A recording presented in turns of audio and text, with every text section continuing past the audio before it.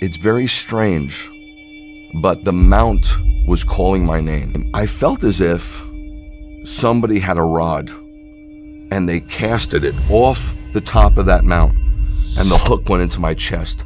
And I get up to the mountain, and I got out of the car, and I ran to this covering, and there was a plaque, and it said the Basilica to the Transfiguration.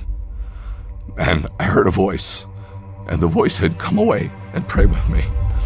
But I didn't know how to pray. So I emptied myself and closed my eyes. And I saw a vision. And I saw the eastern sky open up. And I saw somebody come out of that eastern sky. And it came down and descended, and his face shone like the sun, and his clothes was white as light. Shalom, my name is Greg Hershberg. I live in Georgia currently, born and raised in New York City. 64 years old. When I was a little boy, I was raised in a very Jewish family. I was raised Orthodox, walked to my synagogue every Shabbat, went to Hebrew school 2 days a week. It was pretty austere. My mom sat behind the curtain. My dad wasn't too into it, as I could tell, but he loved my mom, and my mom was Orthodox, so he went along with it. I knew I was a Jew, and there's something special about being a Jew. A Jew isn't just a religion, it's a nationality. When I'd be hanging around friends and somebody say, "I'm Puerto Rican," or "I'm Italian," I'd always say, "I'm Jewish." But then I got to a point, there was so much anti-Semitism in the Bronx that I didn't want to be Jewish anymore. I'm not so sure I was ever tied into Judaism, to be honest with you. So I got pulled into some Eastern cults. I got very involved in martial arts. Martial arts sometimes is just not a sport, it's a religion. And I had somewhat of a cult leader, and he started to teaching us about the Kundalini energy and sun postures and meditations, and I was kind of into it, but it was a little confusing. Well, lo and behold, I married this swimsuit model, and we were thinking about where to go on our vacation, our honeymoon. And this cult leader, if you will, and I don't know what else to call him because it was a cult, he said, "You need to go to Israel." And he was so influential in my life, such a powerful influence, that I thought, Israel? I'm thinking Jamaica. I'm thinking on the beach. To be honest with you, I'm thinking about partying and getting high and just laying out. I'm not thinking Israel. I had no desire to go to Israel, but there was such a pull on my life. This is hard for you to believe, but the next day I was on the train going to work, going to Manhattan, and I sat next to somebody who I never saw before, and they said, "Have you ever thought about going to Israel?" So I'm not the sharpest tool in the shed, but I'm no bowling ball either. So I decided maybe I should go to Israel. But I was so convinced that I was going to have a lousy time in Israel that I put a week of the Greek Isles on the back end of the trip. We go to Israel, my wife and I at the time, right? Get married, go to Israel, leave New York City on an El Al flight, get into Ben Gurion Airport, and we immediately take a flight to Eilat. I was scuba diving in the Red Sea. We were water skiing on top of the Red Sea. We were going out to restaurants, partying, dancing, having a great time. Then we came to Jerusalem about 5 days later. There's an Armenian corner, and a Christian corner, and a Muslim corner, and it was shocking to me. And I didn't really enjoy it, but we went out to some great restaurants. We just saw some sights on our own. We're having a pretty good time, but I'm thinking, I gotta get to Greece. Well, we had 1 day left. 1 day left to the trip. And I said to my wife, "Let's get a car and let's go up north." And so she said, "Why?" I said, I don't know. She goes, "No." She goes, "Where do you want to go?" I said, I remember hearing something about a place called Tabor, a mount where something pretty special happened. Let's just go there.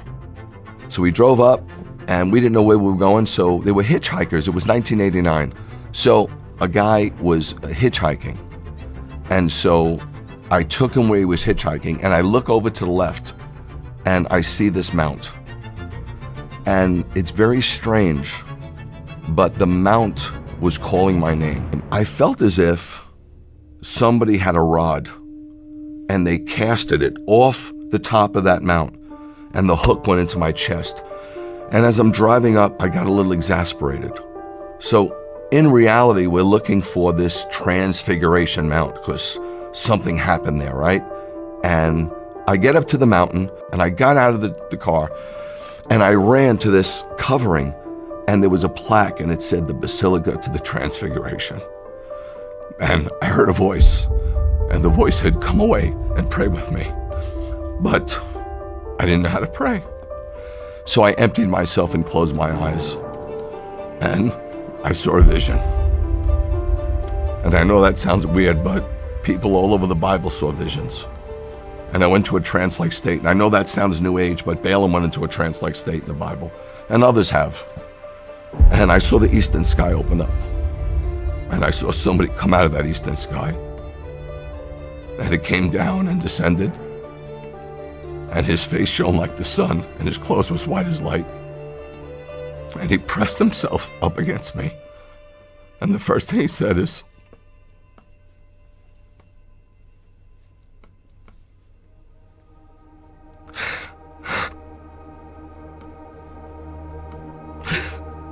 I love you. And I remember crying for a really long time. My wife says maybe it was about 20 minutes. And I looked back, and it wasn't tears of joy, and it wasn't tears of pain. It was like a sanctification. It was like a cleansing. Like all the crap, all the Eastern thought, all the nonsense, all the religion just came out of me. I didn't know anything about the Holy Spirit. I didn't know that God can enter your heart and live in your tabernacle. So I thought God was on the mountain. And I remember talking to God and saying, I'm so sorry that I have to leave. I don't want to leave. But I hope one day I can come back here. 2 kids from the Bronx, punk kids from the Bronx, go to Israel on their honeymoon to party. And we come back born again, saved, knowing Yeshua as our Messiah. And I got to tell you, I was shocked because I was taught as a young man that Jesus had nothing to do with us. I thought he was the head of the Catholic Church, and Moses, if you will, is the head of the Jewish synagogue.